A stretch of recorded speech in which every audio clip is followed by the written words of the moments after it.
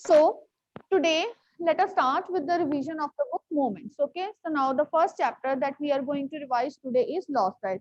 These three chapters we are going to take today in today's class: The Lost Child, Adventures of Toto, and Kingdom of Fools. Okay, so just go through all the main points of the chapter. Okay, I'm just giving you the main points of the chapter today. So first of all, the lost child. Okay, so the lost child, what the chapter is about. The lost child chapter is about the child psychology. A young child who is feeling secure. It is not with that child only. Actually, through this chapter, the writer, he wants to deliver us the fact that we feel secure under the you can say under the canopy or under the shadow of the parents. Without parents, we feel insecure. Uh, we feel dissatisfied. We feel separated from the world. The young child who was lost in the fair earlier, he wanted each and everything that he sees in the fair. But when his parents were lost, he denied to own anything. He never wanted even to have a ride in the roundabout, for which he had a strong yearning, for he was longing for that. Okay, so ultimately, the poet is describing young child's emotions that parents are like trees under whose shade we feel secure and we feel have complete satisfaction, as well as we have the feeling of owner, right? Okay, so for this chapter, The Lost Child, so it was early spring. Okay, all the people, they were clad in their yellow clothes with their turban tied. They were proceeding towards the fair. So now a young boy, not more than 5 to 7, not more than between 5 to 7 years of age, he was also going along with his parents. The child was so young that he was not even that he was not have grown up the height of the legs of his father. So while they were moving towards the fair, the child, as you know that a child is mainly attracted to number of things on his way. First of all, he was attracted to a toy in the toy shop. His father, he looked at the eyes of his father. They were reddened. Okay, he knew that his father won't allow him to purchase anything, and moreover, he looked at his mother, who was little bit affectionate, and she knew that she would find something better for the child in the next shop. And in order to drive the attention of the child, she told, "Don't worry, we will find something better in the next shop." Right? Then afterwards, the child was going, he was following his parents. Later on, he has reached a flowering field in which he was flowering mustard field in which he was, you can say, fascinated all the mustard flowers growing around. Okay, they were moving through the field. Then a group of, you can say, dragonflies, they were swarming over the field. He was trying to catch the insects. His attention was caught by a butterfly. These all the things were happening before he reached the fair. Okay, his attention was caught by a butterfly and he wanted to catch a butterfly, and ultimately he was running after the butterfly. Later on, when he reached grove of trees, then what happened? What he see? When he reached a grove of trees, he saw the pigeons cooing. Okay, he was just looking up and around the trees to hear this voice of the cooing of the pigeons. And later on, when he entered the thicket of the trees, he noticed that number of, you can say, all the trees, they are laden with flowers. With the gust of the air, that these flowers, they have fallen down over his head. And the boy was busy in collecting the flowers. Okay, in his small little hands. Then afterwards, okay, so then afterwards he has went to see, when he was moving over the footpath, some of the bees, some of the other insects and worms, they have come out of their holes in order to enjoy the sunshine. So he was trying to catch those worms and insects also. And later on, by the time they have reached the fair, so when they have reached the fair, for each and every time his parents were asking him, "Come on, you are getting late, just follow us." It means in between that the child is so engrossed in observing all the details of the area around that he forget his parents also. Okay, but somehow he was keeping pace with his parents. So later on, when he reached the fair, first of all his attention was caught by the sweet meat seller. Sweet meat seller means the person who was selling sweets. he was shouting, he was hawking like gulab jamun, barfi, jalebi, and the boy, he told his parents that he wanted that barfi. Okay, but again, his parents, they were not ready to purchase even a single piece of barfi. Maybe they were not affording it. Okay, after that, then a flower seller. Okay, a flower seller was hawking, or he was selling garland of Gulmohar flowers. The boy want to have one garland to put around his neck, but even the parents were not ready. He knew without any, you can say without any decision, he knew that my parents would not purchase it for me. And ultimately, he started moving on. Okay, then afterwards, his attention was caught by a person who was selling the balloon, and number of different kind of rainbow colored balloons, blue, yellow, green, they were, you can say, protruding from his pole, and he was selling the balloons. But again, the child knew that my parents would not purchase these balloons for me. Then afterwards, his attention, it was diverted towards the snake charmer. Okay, in which he was just playing the flute, and the snake with it, you can say, curvy movements, it was showing its tricks. It was moving, or it was, you can say, responding to the vibrations that were being produced by the flute. He wanted to stay over there. He wanted an Anna to be paid there for the show to be seen. But again, his parents were not allowing him to stand for a second there. Okay, then afterwards, where he reached, finally, he reached at the roundabout, where number of people, they were sitting in the roundabout, they were shrieking, they were shouting, they were enjoying their ride. The boy was so fascinated by this scene that he wanted to have a ride around it. He stood for a moment over there looking at the people. He paid a glance to the people who were just sitting and enjoying their ride in the roundabout. So then what happened? Then suddenly he looked around. His parents were nowhere. He looked around, he turned forward, he turned backward, he moved to and fro, he looked here and there, he looked hither and thither, and ultimately there was no sign of the parents. Okay, it means that the boy was lost in the fear, right? Then afterwards, what would be the next reaction? Naturally, the child would cry. He started crying. Okay, you can say deepened sob, they aroused from his, you can say, dry throat. He was crying bitterly. His or the tears, they were rolling down his cheeks. He was bitterly crying. His turban came untied. His clothes, they have turned out to be muddy, and he was just looking. He was moving in that, you can say, crowd of people, among that crowd of people, to find his parents, but he was not able to find his parents. Finally, where he reached a shrine where the people were coming and going out of the shrine. When he reached at the gate of the shrine, he was crying bitterly. Suddenly, a muscular man caught attention, and he noticed the condition of the child. He picked up the child and asked about his details, but the child was not able to narrate anything to him. So, but the child was crying, crying, and crying. Then the person, he took him to the balloon seller, whether he wanted the balloons, but the boy nodded his head that he did not want any balloon. Then he has also taken him to the garland seller, okay, or to the flower seller who was selling Gulmohar garlands, that whether he wanted any, you can say, garlands to put around his neck. He denied that he did not need any garland. And even he has taken him to the sweet meat seller. But even here also, the boy denied of eating his favorite sweet, burfi. Then afterwards, that man, he has also taken him to the roundabout to make him enjoy this ride in the roundabout. But the boy simply denied. He was just shrieking, he was just shouting, I want my parents, I want my parents, and nothing else. And finally, what happened, that the boy was crying. It was not mentioned in the end that whether the boy has found his parents or not, but we just assume this idea that it is with the help of the police or other authorities. Maybe the lost child has met his parents. Okay, so finally, what happened, that he was crying. He was crying and crying again. Okay, then ultimately it was only the psychology of the child, that it is about the security that we feel. Okay, with our parents. Without, you can say, without his parents, the boy was feeling insecure. He was not able to attach himself to this entire world. The things which were quite, you can say, dear to him in the starting, they were of no importance for him at the end. Okay, so this is the chapter, The Lost Child.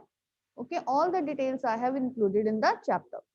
Okay, so afterwards we are going to start with the next chapter, Adventures of Toto. Who is Toto in this chapter? The monkey. Okay, so the monkey. So where did the grandfather has got monkey from? From the Tonga cellar, where it was tied.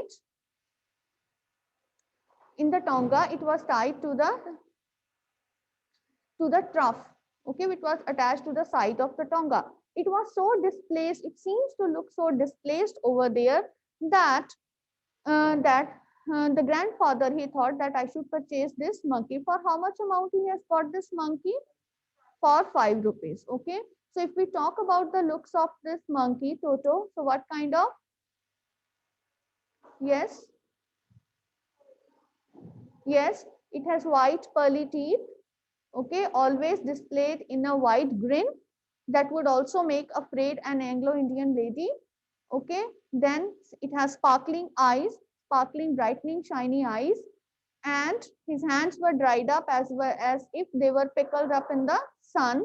Then, yes, it has a long tail, long curved tail at the end, which can be used as his third limb. Okay, it is quite active in its nature, right? So, who is the narrator here in this chapter? Ruskin Bond, right? Because he has written about his own adventure. Okay, right? So this question was also there where nobody was writing the exact answer. Ruskin Bond. Okay, so who is the narrator here? Ruskin Bond is actually the narrator. So grandfather had purchased this monkey, but the presence of the monkey, it was kept as a secret in the house. As if grandmother would come to know, she would not allow this monkey to be added in the family of the private zoo, because grandfather, who is fond of keeping animals, pet animals, he has some other animals in his, you can say, private zoo. What are the other animals you remember? Nana the donkey, a tortoise, pair of rabbits, tamed squirrels. Okay, so finally it was kept in a cupboard. So but the monkey was so mischievous that it ripped off the plaster. It has detached the plaster, or it has detached that ornamental paper which was adorning that wall, and ultimately it made the brick and the plaster as naked. That ornamental paper, it was entirely removed by the monkey, and the peg, on which, peg means it's a small, you can say, handle sort of, okay, on which that coat was hanged. Okay, the coat was hung by the narrator. It was entirely torn into shreds.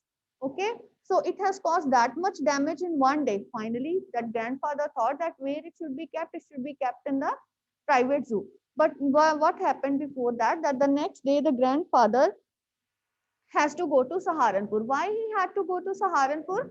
Yes, in order to collect his pension. He had to go to Saharanpur in order to collect his pension. And somehow the narrator could not accompany his grandfather. So now he had to take monkey along with him because his presence is not disclosed as yet. Okay, in the house. So ultimately what happened? A canvas bag was arranged, okay, in which the straw is, you can say, settled at the base of that canvas bag, on which the monkey was placed. It was tied at the top, and ultimately small opening was also provided. A small opening was also let it open so that the monkey could breathe easily in the bag. So with all the arrangements, the grandfather had boarded the train, and now the time when the ticket collector arrived in the train, he asked for the ticket. Somehow, even the narrator said that we don't know from where this monkey, it popped out of the canvas bag. It popped out his head out of the bag, and the ticket collector was not at all satisfied that it is not a dog, it is a monkey. And the ticket is applicable for quadruped animals. Who are quadruped animals? Four-legged animals. So as the ticket collector was not satisfied that it is not a quadruped animal, and ultimately the grandfather has to pay what? How much amount? 3 rupees. Okay, for the ticket of this monkey. Then ultimately what happened? Grandfather, who is fond of, you can say, pets, he has produced a tortoise from his pocket. The ticket collector, he prodded, means touched, okay, and inspected. He prodded that little tortoise also, but finally, as it was not quadruped, so no ticket was applicable to the tortoise. So this journey was completed in this manner. So later on, when they arrived home, it was disclosed to grandmother about the presence of monkey in the house, and it was shifted to the private zoo. So what kind of, you can say, relationship it was showing to the donkey? Nana, not cordial relationship. And the monkey was teasing Nana again and again. It was not letting it to eat his hay as he was pulling his tail. So finally, grandfather came and gave a tight slap at the back of the monkey and dragging Nana back. Okay, so it was not letting Nana to eat its straw.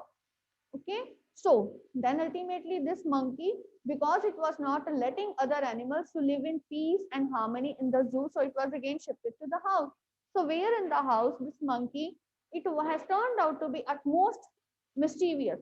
So first of all, for example, warm water is provided for the monkey to take bath. What kind of behavior he is showing? He is touching to check, he is touching the water to check the temperature of the water.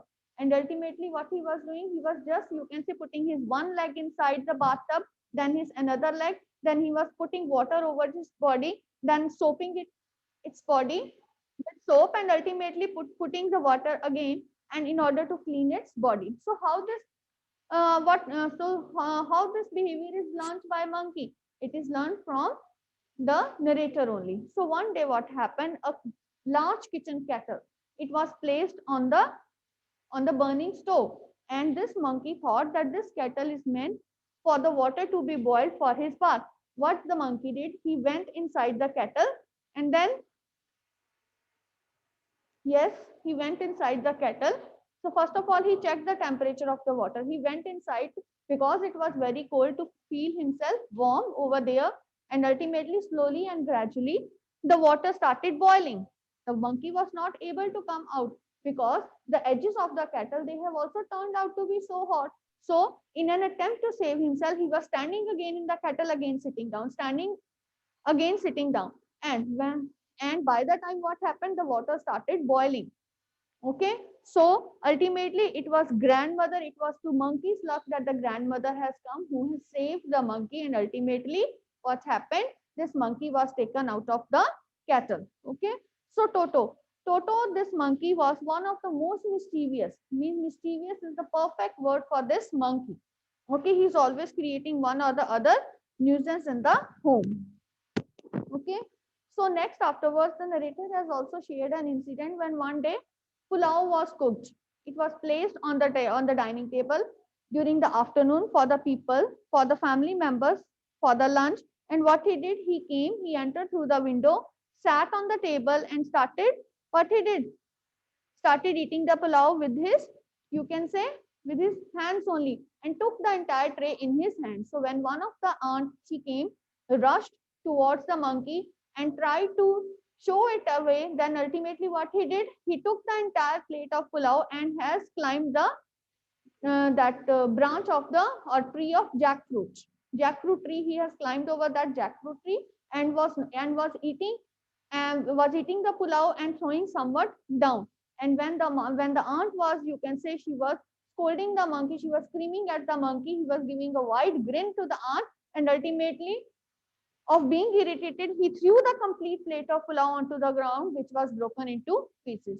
So too much, you can say, nuisance, too much, you can say, damage has been caused in the house by this monkey, and this monkey was not adaptable to the disciplined environment of the home, and ultimately grandfather thought that they could not afford that much of damage that has been caused by the monkey. And finally what happened, this monkey was again sold to the tonga driver from where it was already purchased. Okay, so then for how much amount it was sold again? 3 rupees. Why it was sold again? Because it has been creating too much of nuisance in the home. It was not adaptive to the disciplined nature of the house, and it is creating, you can say, it is creating a nuisance, or it is creating problem for all the persons in the home. It has caused a lot of damage. Even the quote of the narrator, it was completely torn into shreds. The wall of the plaster or the ornamental paper with which the wall is covered is entirely, you can say, ripped off by this monkey. Okay, clear? Any doubt in this chapter? Clear? Online as well as offline students? Understood everything? Diksha, clear? Okay. So Next chapter, very interesting one, you people enjoyed it a lot. The next chapter that we are going to revise today is Kingdom of Fools. Okay, so Kingdom of Fools. Okay, what this chapter is about, the story is about a kingdom in which the king as well as the minister, they were both the fools. Okay, so what silly change they have brought to the kingdom, that they have changed night into day and day into night. It means that all the business, all the day-to-day activities, cooking, trade, okay, cattle rearing, everything that is to be carried at night, and during the day the people are sleeping only in their houses. Not even a single person could be seen in the streets moving, okay, during the daytime. So during that time, a guru as well as his disciple, they have reached the kingdom. They were surprised to see that all the streets, they were completely silent. Not even a single person could be seen in the streets. So where all have gone? Finally, when you can say single stalk of the sunset is produced, one person came out of his house, and then second, then other, and they were starting, they started to do their daily work. So then they come to know, and one of the person, he has informed that according to the new decree, that means royal law made by the king, days are changed into nights and nights are changed into day. Okay, so the guru and the disciple, they were surprised to see this silly change. Why the king as well as the minister has brought this change in order to do something different in their kingdom. This is see what you can say logic they were having behind it, to do something different. And even then afterwards, they were tired of their, you can say, walking around that kingdom throughout the day. Now they wanted to eat something. They were searching for the grocery store, and there they came to know that everything is sold just for one dudu. Okay, one dudu, it was sold everything. Whether they have to purchase a bunch of bananas, dozen of bananas, or a kg of rice. So for everything what they have to pay, they just have to pay one dudu. Okay, so the disciple who was fond of eating and he was greedy in nature too, he was very much excited, as well as he was, you can say, he was very happy to see that everything is sold for a dudu. He did not have to pay anything except a dudu for eating anything. He thought that I could eat and drink according to my heart's content, and I will enjoy my visit over here. So he wanted to live there. But Guru, who is quite intelligent man, who has magical powers of wisdom also, who has great wisdom, he knew that their visit over to this kingdom is not worthwhile. They will not enjoy their visit. This will cause a problem for them. But the disciple, he did not listen to the king. And ultimately what happened? Guru left that kingdom, and disciple, he started living at that people. He was daily eating, you can say, bananas, desi ghee, and all these things. And he turned out to be a fat man soon. So what happened the next is, in a rich merchant's house, there came a burglar in order to attempt a burglary. And during that burglary, what happened? One of the wall, as the house was old built, one of the wall of the house, it collapsed and it fell onto the burglar. And he was dead. Naturally, when a wall fell over a person, he would be dead. He was dead. The brother of the burglar, he took the complaint to the king and told that one of his friends, that his brother, he was pursuing his ancient trade. He did not mention that he was a thief. He was pursuing his ancient trade, and the rich merchant's wall, it collapsed and fell onto my brother, and it is the rich merchant's fault. The king, who is cool, but he tried to be just and placid. He wanted to do the justice. He said, yes, the justice would be done. So he summoned the rich merchant. The rich merchant was called. The king asked that it was your wall which collapsed. The rich merchant, of course, said, yes, it was the house, it was my house, and the wall collapsed and it killed that thief. And ultimately, in order to defend himself, that rich merchant, he said, sir, it was not my fault. Okay, it was not my fault.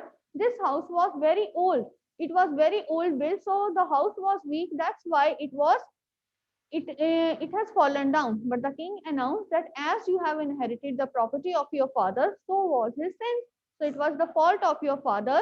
So you are to be punished. But again, in order to save himself, the rich merchant announced that, sir, It's not my fault, but it is the fault of the bricklayer who has not built a proper wall.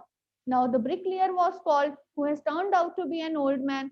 He was asked and he was called and asked about the reason for laying the wrong bricks to make the wall. The bricklayer, in order to defend himself, announced that it was not my fault. It was not my fault, my lord. It was the fault of the dancing girl who was rushing, who was moving up and down the street on that day, who had distracted me. And it is just because of that reason I have not put all the bricks in proper manner. Now he sent his palace to call that dancing girl, who has turned out to be an old man after so many years, after somewhat 80 years. Okay. And ultimately, she has turned out to be an old woman with her back stooping down. She was moving with the help of a stick, and she entered the king's court. And upon asking, she told the king that it was not her fault. Of course, she admitted that on that day she was moving up and down the street where the bricklayer was making that wall. She said, "But my lord, it was not my fault." Whose fault it was? It was it was a goldsmith who was making her moving up and down the street because he has ordered a pair of anklets to be made. And ultimately he was telling me to come in the morning, in the afternoon, and then in the evening. This is the reason why I was going again and again into the street. Now the king, in order to investigate deeper and deeper, he thought that the matter is turning out to be serious, but the real culprit has to be found. So he called for the goldsmith. Then Goldsmith, he has came out with his own reason. He told that it was not his fault, but it was the fault of the rich merchant who had arranged a marriage ceremony in his house. And for that, he wanted some pieces of jewelry to be made immediately. And ultimately, what he said, "Sir, you know how impatient these rich people are." So again the king, in order to investigate deeper, he called that rich merchant. Who was the rich merchant? Again, the man, again the merchants, again that merchant whose wall collapsed upon the thief. Again, this sin turned out to be a complete circle. Okay. So ultimately, that merchant was called again. So finally, when that merchant, finally, that sin of circle, it again came to the rich merchant. Okay, so finally he has to be executed. The king announced his execution, that a stake to be built on which he would be executed. Stake means sometimes a post is there with which the man is tied around and it is burnt alive. Sometimes it is killed at that stake, different kind of stakes. Okay, in ancient times. So finally, when the stake was built, the minister noticed that that the stake is wrongly built, that this man who is going to be executed would not fit that stake. Now he took the matter to the king. Now king thought, yes, the justice is to be done. Then he announced that to find a person who would fit the stake. See, the person who has committed the crime is on one side and the person who would fit the stake would be executed. Now the soldiers, they looked around the entire kingdom. Finally, finally, their eyes met a sight of whom? The disciple, who has turned out to be a fat man. And they thought that this is a perfect man who would fit the stake. And finally, they caught the disciple who argued, who shouted that he had done nothing wrong, but still he was taken because he would fit the stake. And the time when he is going to be, you can say, punished, executed at the stake, he spoke loudly, as well as he remembered the guru who is endowed with magical powers, who is full of wisdom. He listened to the voice of his disciple. He came to the kingdom, and ultimately when he came, he whispered something in the disciple's ear. Then suddenly, out of that, what happened? In front of king and minister, they both were fighting that I should be executed first, I should be executed first. The king and the minister, they were looking at each other, that why they are fighting, okay, for execution. So the the guru, who is very wise man, very intelligent man, he took the king aside from the earshot of the soldiers and and whispered in his ears and told him silently that this is a special stake. This is a stake of justice he had never seen in his entire life. And the person who would be executed first, he would be the he would be the king in the next round of life. And the person who would be executed At the second time, he would be the minister of this kingdom in the next round of life. Now, king, he never wanted to leave his kingdom and hand over his kingdom to somebody else. So, the king announced that I needed one more day for the matter to be discussed with the minister. So they both discussed with each other, and at night, finally, he, the king and the minister, they silently and in the dark of night went to the soldiers and told them that at night after 12, the two persons will be coming to you. You will execute them. The person who will come first will be executed first, and after that, the next person. So, what happened at night? During the night, the king and his minister, they disguised himself, king as guru, and the minister disguised himself as disciple went. So, in the dark of night, the soldiers, without recognizing the faces, they executed both the king as well as the minister. So, in the morning, their bodies, they have been thrown in the open for the vultures to prey upon, right? And one of the person passing by, he recognized that the bodies which have been thrown there, it was of the king as well as the minister. So the word spread around the entire kingdom that it was king as well as the minister who were executed. Finally, now the people of the kingdom, rather than mourning upon the death of the king as well as the minister, they were now seeking for a new king as well as minister. So they did not find anybody wise in their kingdom, and finally they thought that king as well as the minister, they are very wise to be the king as well as the minister, but the guru as well as the disciple. Okay, but the guru was not ready to be the king, as he knew that this is a kingdom of fools. But upon insistence, they finally agreed, and guru turned out to be the king of that, as well as disciple turned out to be his minister. And first of all, what first thing they have done was that they changed the decree, and they changed days into days again and nights into nights.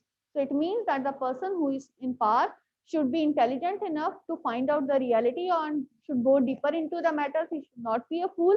And it is the intelligence of the ruling power only that that will decide better for the followers or for the other people in the country or the kingdom. So this is applicable to the political situation prevalent. Okay, so if the ruling person is intelligent enough, that will be a boon. Otherwise, it will be completely damaging, completely destructing on the part of the persons of the country. Okay, so this is the main highlights of the chapter. So anything else you want to ask me now? Everything is clear to everybody? Yes, clear. So I hope for a better attempt in this test.